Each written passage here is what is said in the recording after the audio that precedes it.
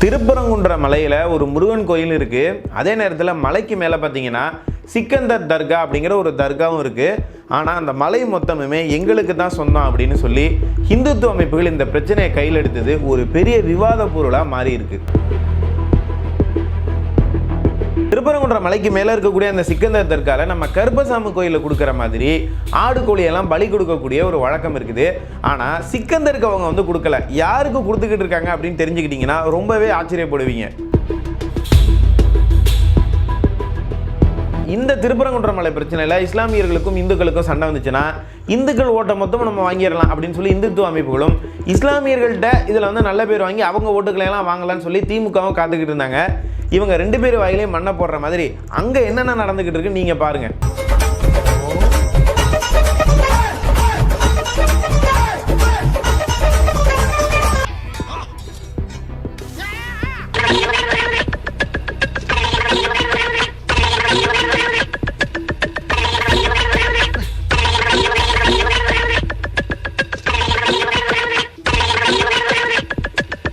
திருப்பரங்குன்ற மலைக்கு மேலே அந்த சிக்கந்தர் தர்கா எப்படி வந்தது? வேறு எந்த தர்காலும் இல்லாத மாதிரி பலி கொடுக்கக்கூடிய வழக்கத்தை இஸ்லாமியர்கள் இங்கே மட்டும் ஏன் பாரம்பரியமாக செஞ்சுக்கிட்டு இருக்காங்க? இந்த பிரச்சனை எப்போ ஆரம்பிச்சது?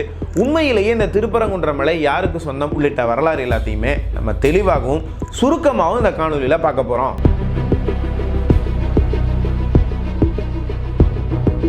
திருப்பரங்குன்ற மலையில் இப்போ என்ன நடக்குது அப்படிங்கிறது நீங்கள் தெளிவாக புரிஞ்சுக்கணுன்னா இன்றைக்கி கிடைக்கக்கூடிய செய்திகளை வச்சு பார்த்தீங்கன்னா உங்களுக்கு ஒரு முடிவுக்கு வர முடியாது. வரலாற்றில் நம்ம கொஞ்சம் பின்னோக்கி போகணும். ஆரம்பத்தில் தமிழர்கள் பார்த்திங்கன்னா இயற்கையை தான் தெய்வமாக கும்பிட்டுக்கிட்டு இருந்தாங்க. தண்ணியை கும்பிட்டாங்க, சூரியனை கும்பிட்டாங்க, நிலவை கும்பிட்டாங்க. இதெல்லாம் கும்பிடும்போது பார்த்திங்கன்னா அதை பற்றி ஆராய்ச்சி பண்ணவும் ஆரம்பித்தாங்க. அதனுடைய விளைவாக கேலண்டர் நாட்காட்டிகளெல்லாம் நம்ம தான் உருவாக்கணும். கிருஷ்ணர் இறந்து போனார் இல்லையா, அதை அடிப்படையை வச்சு உருவாக்கப்பட்டது தான் கலியாண்டு அப்படிங்கிற முறை. அது இன்னும் பார்த்திங்கன்னா வழக்கத்தில் இருக்குது. இப்படி ஆரம்பத்திலேயே இயற்கையோடு சேர்ந்து அறிவியல் பூர்வமாக அவங்க அவங்களுடைய மத நம்பிக்கை அப்படிங்கிறது இருக்கும். இதற்கு பிறகு தமிழர்களில் வழிகாட்டக்கூடிய பெரிய பெரிய ஆளுங்கள்லாம் வராங்க, அறிவு ஜீவிகள்லாம் வராங்க.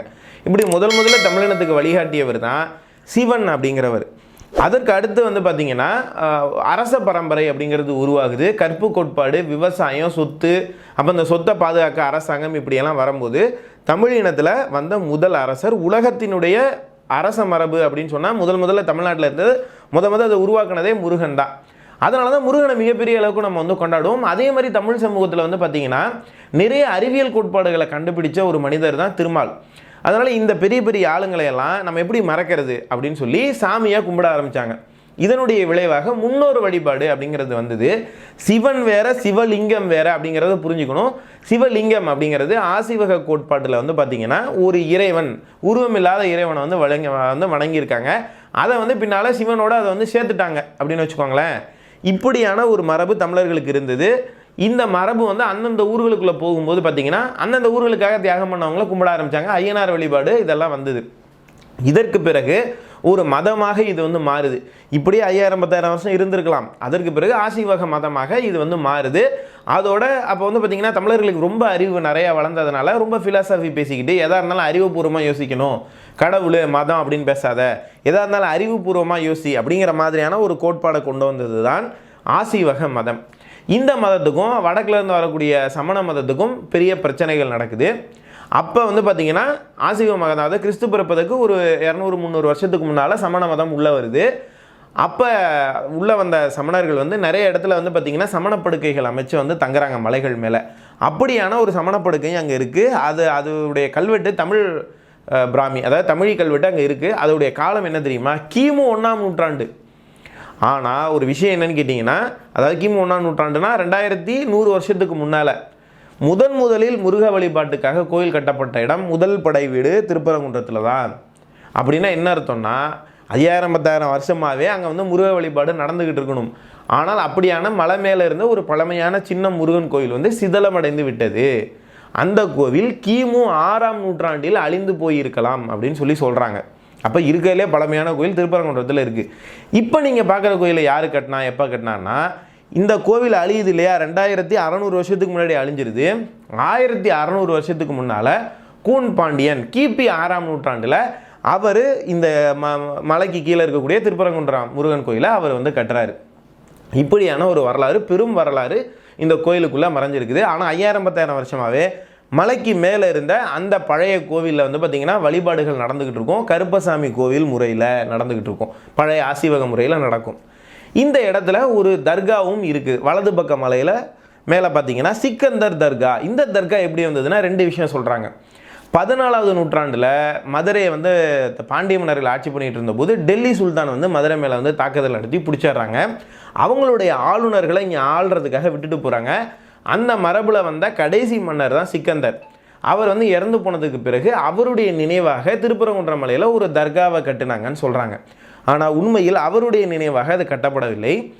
12ஆம் நூற்றாண்டில் அரேபியாவிலிருந்து ஒரு மத போதகர் தமிழ்நாட்டுக்கு இந்த மதத்தை பரப்புறதுக்கு வராரு. அவரோட பேர் சிக்கந்தர் ஷா.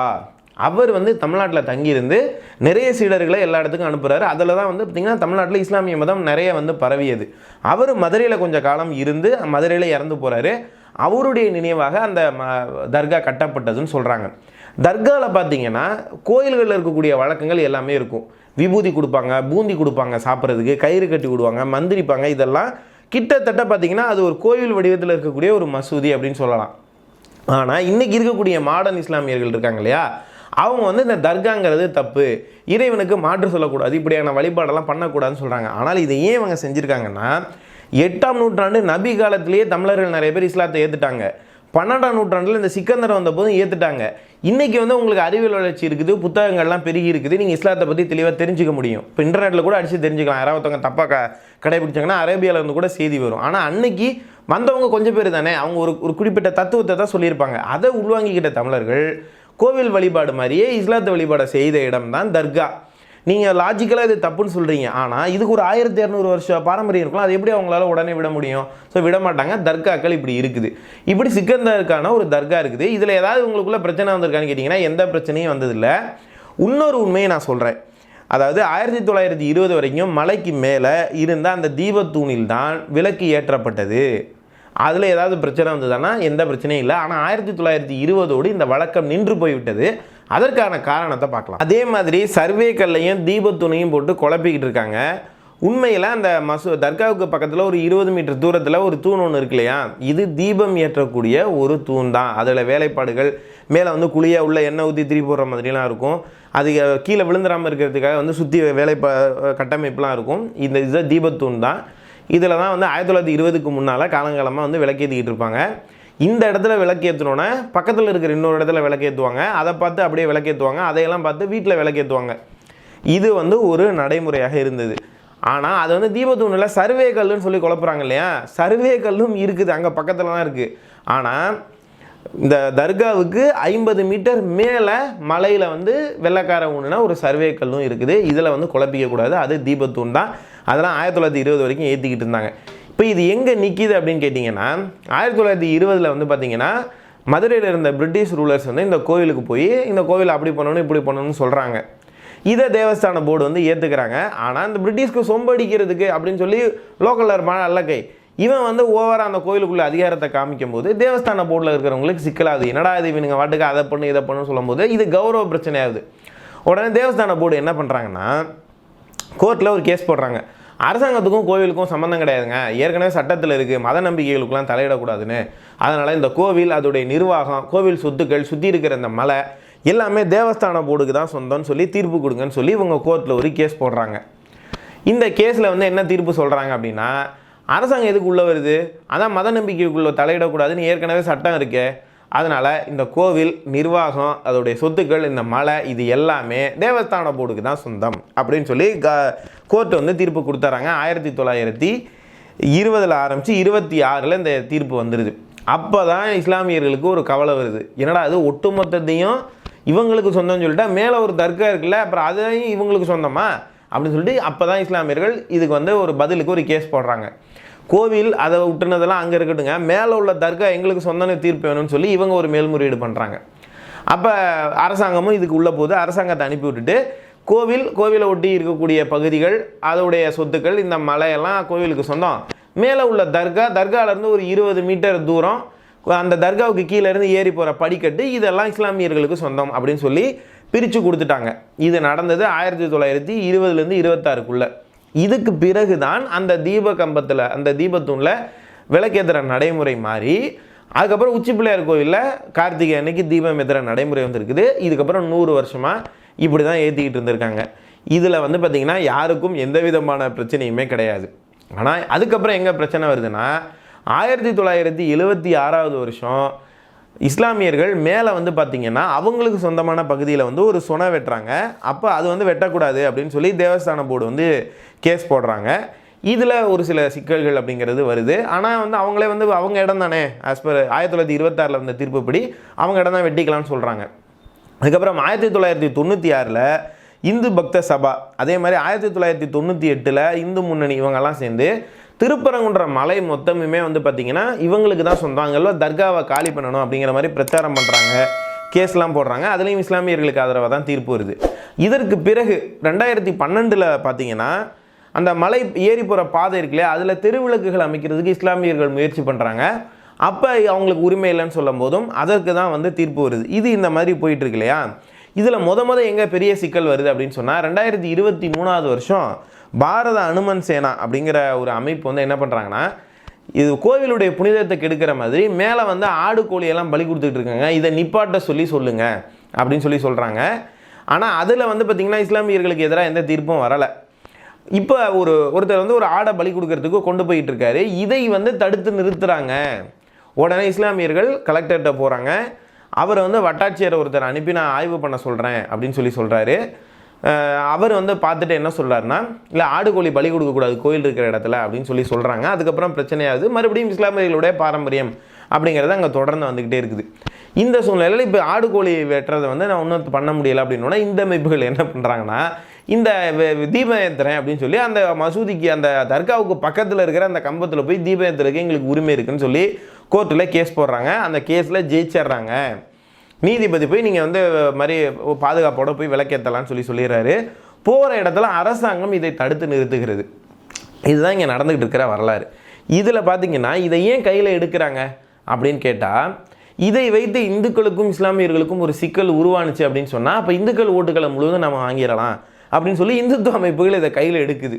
முருகன் மேலே அவங்களுக்கு பெருசாக பக்தியெல்லாம் ஒன்றும் கிடையாது.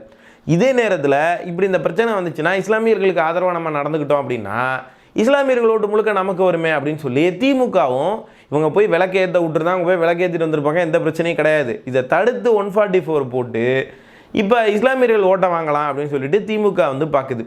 ஆக மொத்தம் உண்மையில் இதில் யாருக்கும் எந்த பிரச்சனையுமே வந்து கிடையாது. இதுதான் வரலாறு. ஏதாவது ஒரு சண்டை நடக்கும் அப்படின்னு பார்த்தா உண்மையில் திருப்பரங்குன்றத்தில் என்ன நடந்துக்கிட்டு இருக்கு அப்படிங்கிறத நீங்களே பாருங்கள்.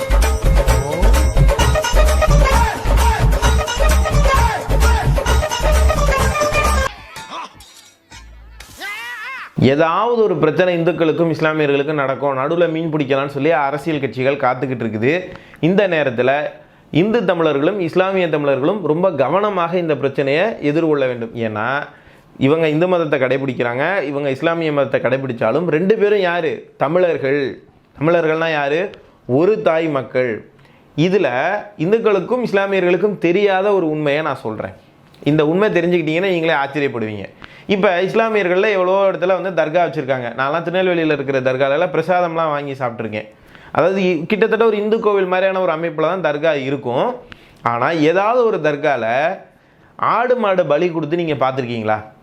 இல்லைன்னா வேண்டுதல் வச்சு பார்த்துருக்கீங்களா? எனக்கு ஒரு வேண்டுதல், இது சரியாக நீ பண்ணிட்ட அப்படின்னா நான் வந்து ஆடை வெட்டுவேன் அப்படின்னு சொல்லி வேண்டி பார்த்துருக்கீங்களா? எங்கேயுமே கிடையாது, பெரும்பாலும் கிடையாது. ஆனால் இங்கே காலங்காலமாக நடந்துக்கிட்டு இருக்குது. ஸோ இப்போ இந்த நடைமுறைக்குள்ளே தான் ஒரு உண்மை ஒளிஞ்சிருக்குது. நான் ஏற்கனவே சொன்ன மாதிரி தமிழ்நாட்டில் முதல்ல முருகனுக்கு கோவில் கட்டினது திருப்பரங்குன்றத்தில் தான்.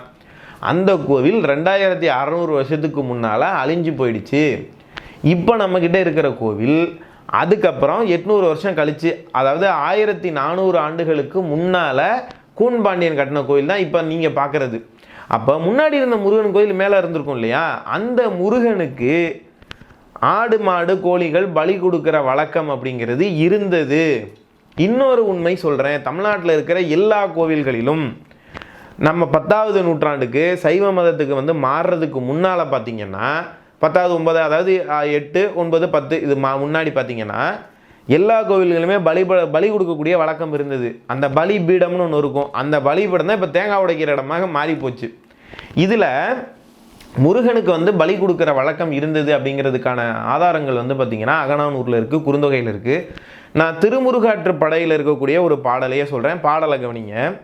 மதவழி நிலை இமையா தாழ் கொழுவிடை குருதியோடு விரை இய தூவெல் அரிசி சில் பலி செய்து பில் பரப்பு இரியி சிறு பசு மஞ்சளோடு நடுவரை தெளித்து அப்படிங்கிற ஒரு பாடல் வருது. இந்த பாடலுக்கான அர்த்தம் என்ன அப்படின்னா, ஒரு இளம் ஆடு, குட்டி ஆடு இருக்குல்ல, இளம் ஆடை ஒரு பலி கொடுத்து அதில் இருந்து வெளிப்படக்கூடிய ரத்தத்தை அரிசியில் கலந்து கொடுக்கணும், தெனமாவில் கலந்து முருகனுக்கு படையலாக போடணும் அப்படின்னு சொல்லி பாடுற பாட்டு எது? திருமுருகாற்றுப்படை.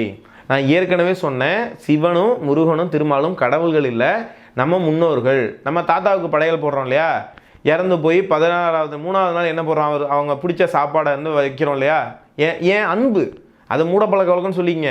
இப்போ எங்கள் அப்பா இறந்து போன அன்னைக்கு 3வது நாள் அவருக்கு பிடிச்சதெல்லாம் நான் தேடி போய் வாங்கி வச்சேன் இல்லையா, அந்த வருத்தத்தில் 16வது நாள் வச்சோம், மாதம் திரும்பும் போது வச்சோம், வருஷம் திரும்பும் போது வைப்போம்ல. அதே மாதிரி எல்லாருக்கும் அப்பாவாக இருந்தால் முருகனுக்கு நம்ம வச்சு கும்பிட்டோம். அப்போ முருகனுக்கு வந்து என்ன விரும்பி சாப்பிடுவாரோ அதை படையலாக வச்சுருக்காங்க, அதற்கான குறிப்பு இருக்குது. அப்போ என்ன அர்த்தம்னா, சைவ மதத்துக்கு வந்து முருக வழிபாடு போகிறதுக்கு முன்னால் பலி கொடுத்துக்கிட்டு தான் இருந்தாங்க. அப்போ முன்னாடி ஒரு கோவில் ஒன்று மலை மேலே இருந்து அது 2600 வருஷத்துக்கு முன்னாடி அழிஞ்சு போச்சு இல்லையா, அந்த கோவிலில் கருப்பசாமி கோவில் முறையில் பலி கொடுத்துக்கிட்டு தான் இருந்திருப்பாங்க. இந்த வழக்கத்தை ஒரு பிரிவு செஞ்சுக்கிட்டு இருந்திருப்பாங்க. 10ஆம் நூற்றாண்டில் சைவ மதத்துக்கு மாறியதற்கு பின்னால் கோவிலுக்குள்ளே வந்து பலி கொடுக்கக்கூடாதுங்கிற நடைமுறை வந்துருச்சு.